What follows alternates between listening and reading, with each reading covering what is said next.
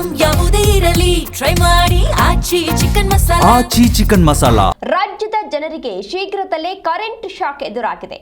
ಏಪ್ರಿಲ್ನಲ್ಲಿ current bill ಏರಿಕೆಯಾಗುವಂತಹ ಸಾಧ್ಯತೆ ಇದೆ. ವಿದ್ಯುತ್ ದರ ಏರಿಕೆಗೆ ಕೆಇಆರ್ಸಿ ಈಗಾಗಲೇ ರೆಡಿ ಆಗ್ತಾ ಇದೆ. ಎಸ್ಕಾಂಗಳು ನಷ್ಟದಲ್ಲಿದ್ದು ಸರಿದೂಗಿಸಲು ಏರಿಕೆಯನ್ನ ಮಾಡಲಾಗ್ತಾ ಇದೆ ಎನ್ನಲಾಗ್ತಾ ಇದೆ.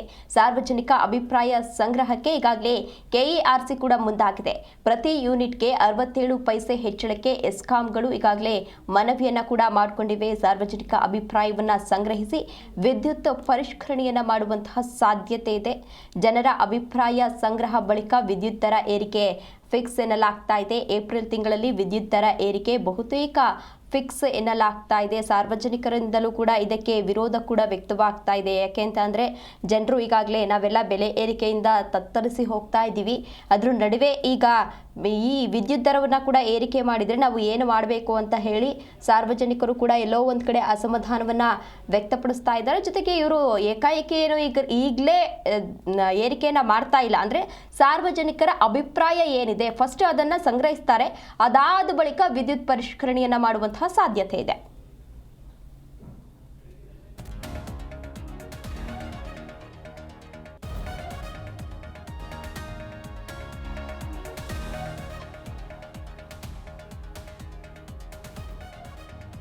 ರಾಜ್ಯದ ಜನರಿಗೆ ಶೀಘ್ರದಲ್ಲೇ ಕರೆಂಟ್ ಶಾಕ್ ಎದುರಾಗ್ತಾ ಇದೆ. ಏಪ್ರಿಲ್ನಲ್ಲೇ ಕರೆಂಟ್ ಬಿಲ್ ಏರಿಕೆ ಮಾಡುವಂತಹ ಸಾಧ್ಯತೆ ಇದೆ. ವಿದ್ಯುತ್ ದರ ಏರಿಕೆಗೆ ಈಗಾಗಲೇ ಕೆಇಆರ್ಸಿ ರೆಡಿ ಆಗ್ತಾ ಇದೆ. ಎಸ್ಕಾಂಗಳು ನಷ್ಟದಲ್ಲಿದೆ, ಹಾಗಾಗಿ ಅದನ್ನ ಸರಿದೂಗಿಸಬೇಕು ಅಂತ ಹೇಳಿ ಈ ನಿರ್ಧಾರವನ್ನ ಕೈಗೊಂಡಿದ್ದಾರೆ ಎನ್ನಲಾಗ್ತಾ ಇದೆ. ಮೊದಲು ಅವರು ಏನು ಏಕಾಏಕಿ ಈಗಲೇ ಕರೆಂಟ್ ಬಿಲ್ಲನ್ನು ಏರಿಕೆ ಮಾಡ್ತಾ ಇಲ್ಲ, ಮೊದಲು ಸಾರ್ವಜನಿಕ ಅಭಿಪ್ರಾಯ ಏನಿದೆ ಅವ್ರದ್ದು ಸಂಗ್ರಹಿಸ್ತಾರೆ. ಅಂದರೆ ಸಾರ್ವಜನಿಕರು ಏನು ಅಭಿಪ್ರಾಯವನ್ನು ನೀಡ್ತಾರೆ, ಏರಿಕೆ ಮಾಡಬೇಕಾ ಬೇಡವಾ ಅನ್ನೋ ಅಭಿಪ್ರಾಯವನ್ನು ಸಂಗ್ರಹಿಸ್ತಾರೆ. ಅದಾದ ಬಳಿಕ ಏಪ್ರಿಲ್ನಿಂದ ಏರಿಕೆಯನ್ನು ಮಾಡುವಂತಹ ಸಾಧ್ಯತೆ ಇದೆ. ಈ ಕುರಿತು ಮಾತುಕತೆಯನ್ನು ಕೂಡ ನಡೆಸ್ತಾರೆ.